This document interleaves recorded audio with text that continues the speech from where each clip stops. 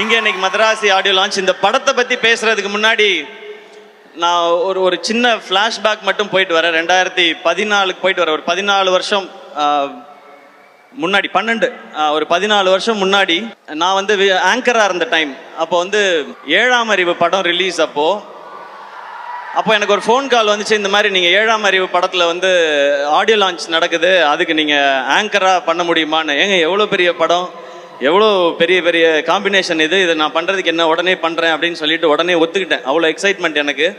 அப்புறம் ஒரு 2 நாளில் திரும்ப ஃபோன் வந்துச்சு, இல்லைங்க அது கரெக்டாக வராதுன்னு நினைக்கிறேன், அது வந்து ஒரு ஹீரோ வச்சு போகலான்னு முடிவு பண்ணிட்டாங்க, அதனால் நீங்கள் அதில் ஆங்கரிங் பண்ண முடியாது, ஸ்கிரிப்ட் பண்ணுறீங்களான்னு கேட்டாங்க. நான் சொன்னேன், ஏங்க இவ்வளோ பெரிய படத்தில் ஏதாவது ஒரு பார்ட்டாக இருந்தால் கூட எனக்கு ஓகே தான், அதனால் நான் வந்து பண்ணுறேன்னு சொன்னேன். அந்த ஷோ வந்து ஜெய் அண்ணன் ஹோஸ்ட் பண்ணாங்க. எனக்கு அவரை ரொம்ப பிடிக்கும்.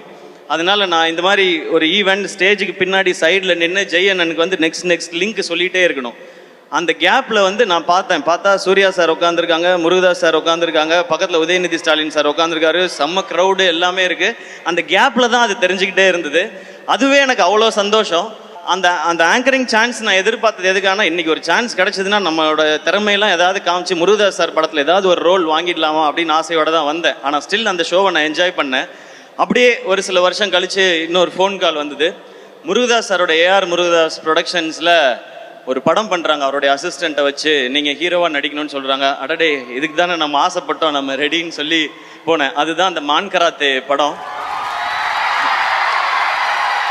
அந்த படம் ஆடியோ லான்ச்சில் வந்து முருகதாஸ் சார் இருந்தாங்க, சீஃப் கெஸ்ட் வந்து சங்கர் சார். அப்போ நான் பேசும்போது சொல்லியிருந்தேன், நான் இப்போ தான் ஆரம்பிச்சிருக்கேன், என்னைக்காவது ஒரு நாள் நான் வந்து முருகதாஸ் சார் டைரக்ஷனில் நடிக்கணும், சங்கர் சார் டைரக்ஷனில் நடிக்கணும், அதுதான் என்னுடைய ஆசை, அதுக்கு என்னுடைய திறமையும் வியாபாரத்தையும் நிச்சயமாக வளர்த்துக்குவேன்னு சொல்லி பேசியிருந்தேன். அப்போ அந்த ஆடியோ லான்ச் வந்தப்போ அப்போ தான் அந்த சோஷியல் மீடியா ஆரம்பித்த டைம். அதில் எல்லாருமே நிறையா கிண்டல் பண்ணாங்க. 2 படம் ஓடிடுச்சுன்னா உடனே உனக்கு முருகதாஸ் படம் கேட்குதா, சங்கர் படம் கேட்குதான்னு சொன்னாங்க.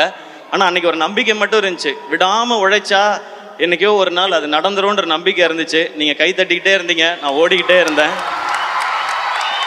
இன்னைக்கு மதராசி ஏஆர் முருகதாஸ் சார் டைரக்ஷனில் நான் ஹீரோ இங்கே நின்று பேசிக்கிட்டு இருக்கேன்.